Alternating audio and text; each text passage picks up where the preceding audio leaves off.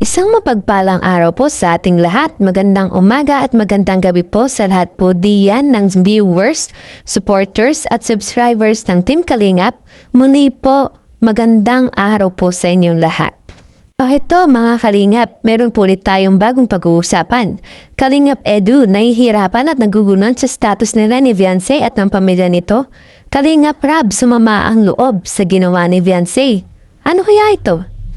Kaya kung gusto nyo malaman, mga Kalingap, please, kung bago ka pa lamang po sa ating munting YouTube channel, paki-like, share and subscribe na rin po para tuloy-tuloy ang ating kwentuhan.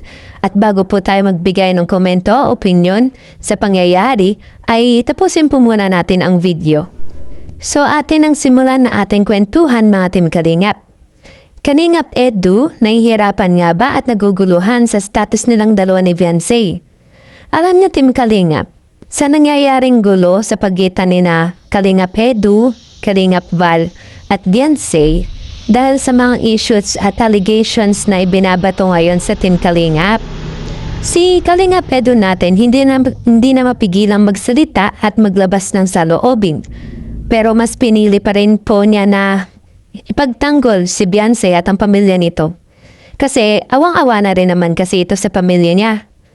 Kasi patuloy siyang binabash. Kaya itong ating si Kuya Eds natin, humingi na ng pakiusap sa mga bashers na tigilan na sila kahit na siya mismo ang dinurog ng publiko or siya mismo yung binabash ng publiko dahil sa mga sinabing hindi maganda ni Viancy. Dahil sa mga sinabi ni Viancy patungkol sa kanyang pag-alis sa Team Kalingap ay lalo na dahil sa kanya. Lalo na tinisip ni Kuya Eds natin na dahil sa kanya yung pag-alis ni Viancy. So kaya siguro mga Kalingap, nakakaramdam ng awa itong ating si Kuya Eds. Dahil doon niya sa nararamdaman niya na pagkasira ng love team pati nila. So, bagamat para sa akin na mga Kalingap, kung may ganitong malaking problema, ano dapat niyo? Di ba dapat pinag-uusapan muna? Lalo na isa na din sila sa hinahangaan ng karamihan dahil sa galing nila sa pagpapakilig ng maraming fans. So, dahil sa alam naman nila na influencer na rin sila guys.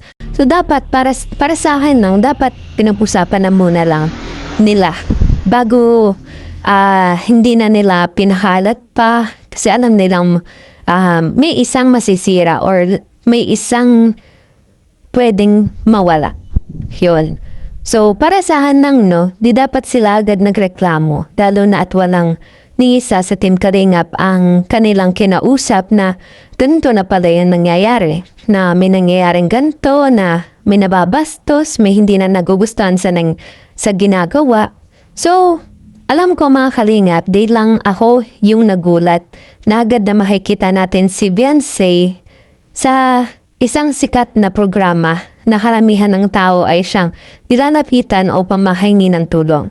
At makapagreklamo, hindi natin inaasahan na sa tulfo pa unang lalapit ang ating si Viancy.